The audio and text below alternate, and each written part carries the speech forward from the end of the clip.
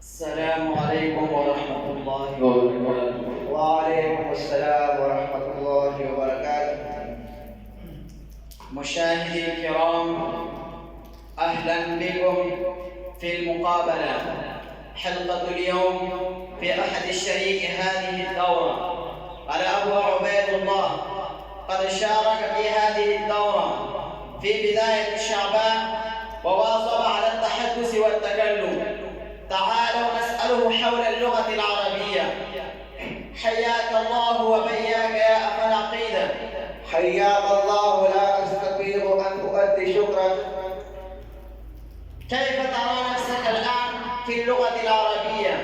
لقد انتفعت نفعا الله أعلم بمداه، وما زلت أتناول درجات سلم الرقي درجة.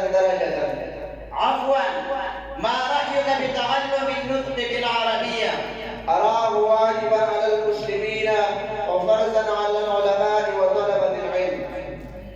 كيف لنا أن نتكلم بهذه اللغة ولا نملك بيئتها؟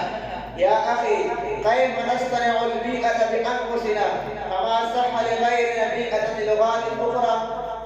ترى هل ننجح في إقامة بيئة للعربية في مدرستنا؟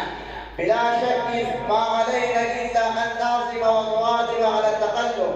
حسنا، أنا عازم على ألا أنطق بغير العربية ما كنت في المدرسة. وأنا عزمت على ألا أكلم من يبقى على التقلب بالعربية إلا بها. ما شاء الله. شكرا.